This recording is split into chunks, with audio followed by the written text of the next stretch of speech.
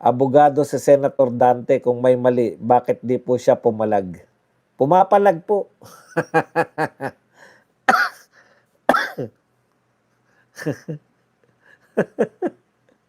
Bakit di daw pumalag? Huwag po kayong mag-alala, pumapalag. Kaya nga po haharapin niya. Kaya nga po siya hindi nagtago eh. Di po ba? Dahil gusto niyang palagan. Kayo naman, no? Kinasuhan po siya ng non-bailable. Kaya po siya nakakulong. Sana unawain niyo yung sitwasyon. Ano yung sinasabi niyo hindi pumapalag? Panay nga palag eh. Hindi ko alam kung ano yung ibig mong sabihin ng palag. Pero kung ang palag lang po ang sinasabi nyo, panay po palag. Sabi niya nga, political persecution yung ginagawa sa kanya. Body bags, ginanahan magtututuro si Tokis Dahak Dison dahil sa 1% survey. Ginanahan sa Davao, pero sa iba. Body bags, di ba yung hearing ng Scatter Sugal, may umiyak-iyak pa dahil nasisira daw yung buhay ng kabataan. Hindi na po viral eh. Alam niyo po sila, sa viral lang po eh. Dapat i-live nila pag nagpulong sila para malaman natin, boss, kung pwede lang makapagsalita taong bayan, maganda. In the first place, bakit po sila magpupulong? Hindi naman po sila under ng bawat isa. Hindi po Senate President. Nagmumukha ka ng waling-waling doon. Ngayon, magmumukha ka pantanga.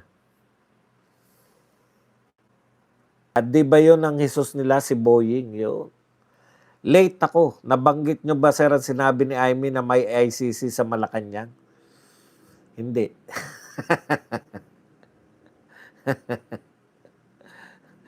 Yung ICC na sinasabi ni Amy, di ba? Ano na nga yun? Impactang.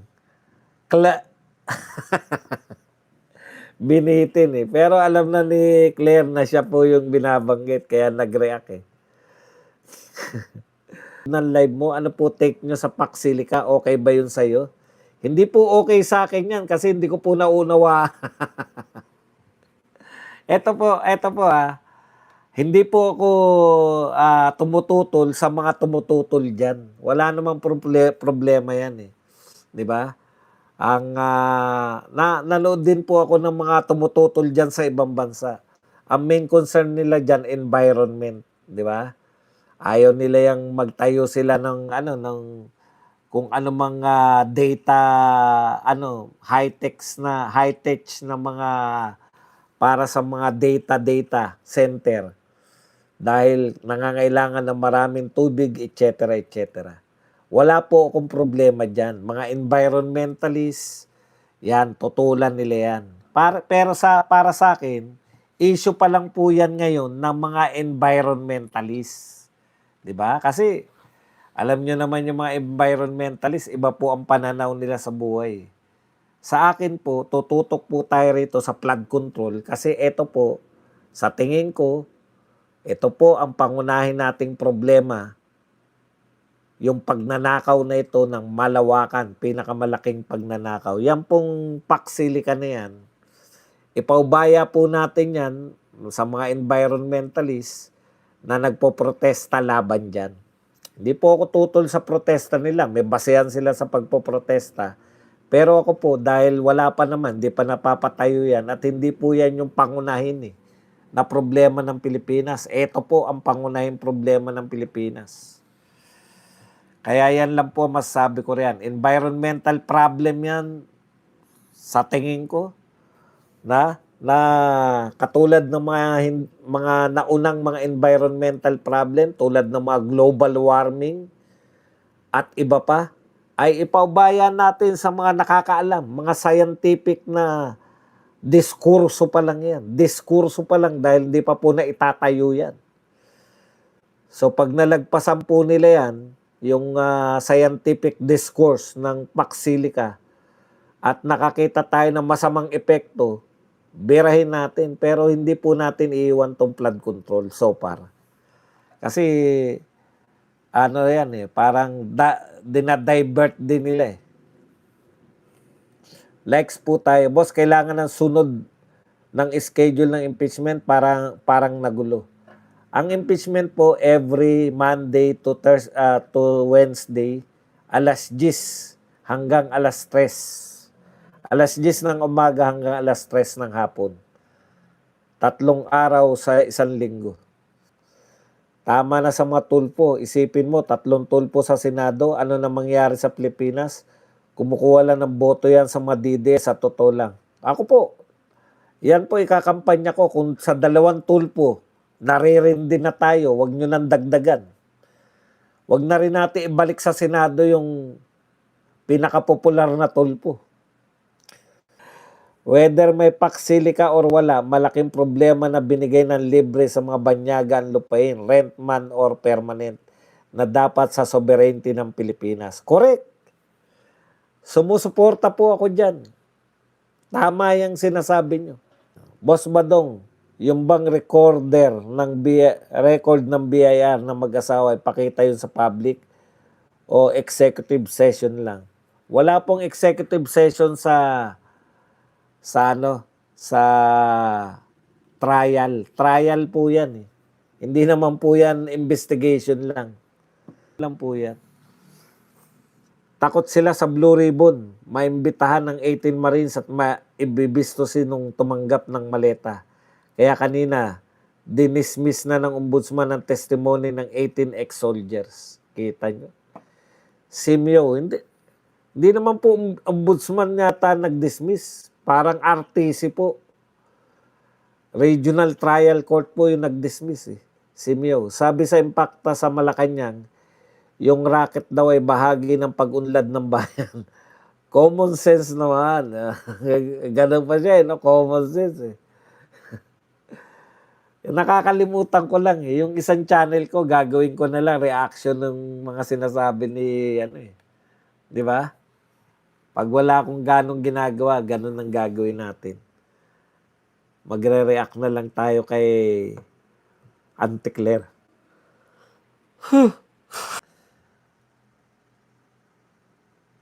Ano kayang future ni Chang Claire sa 2028 Body Buds? O di, vlogger pa rin siya.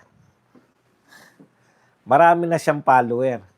Lahat ng mga loyalista, follow na niya. Hindi ba pwedeng pagdebatean niyang paksili ka sa Senate? Pwede naman kung gusto nila, kaya lang, ano pa lang, proposal pa lang. Proposal pa lang. Kumbaga nagtatalo-talo kayo para sa proposal pa lang. Ewan ko kung anong klaseng common sense ang ibig sabihin ni ICC. Common sense na may personality disorder.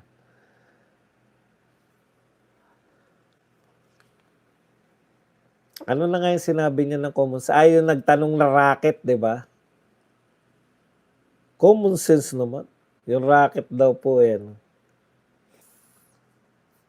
Sir Buds, kawawa na si Auntie Claire. Pangit na, impact na. Magagalit sa inyo. Ayaw niya nun. Ayaw niya tawagin pangit at impacta. Shishi sa tiwala. Yan. Boss Buds, bad news. Nakabudol na naman si BBM at si Tolentino. Binawi increase na salary. Grabe, no? Pinagmalaki pa naman yan, no? Kailan ba nila pinagmalaki yan nung rally, di ba? Tinaon nila na rally yan, eh. Hindi yung rally ng Mayo 1, ha? Yung rally ng iglesia. Tapos, lang pala, di-dismiss lang pala. Impacta sa Malacanang. Sawa na taong bayan sa negative rating ni BBM para maiba. Magpa-hair follicle test naman para may positive na. Di ba? Simplihan lang natin ang mga buhay. Sir Buds, napapaisip lang ako kung sobrang shock sila sa pag-withdraw ng OBP funds, paano kaya pag nag-withdraw na ng pera ang mga na-involve sa flood control na nasa mesa? Hindi po sila masya-shock kasi hindi naman yan iimbestigahan.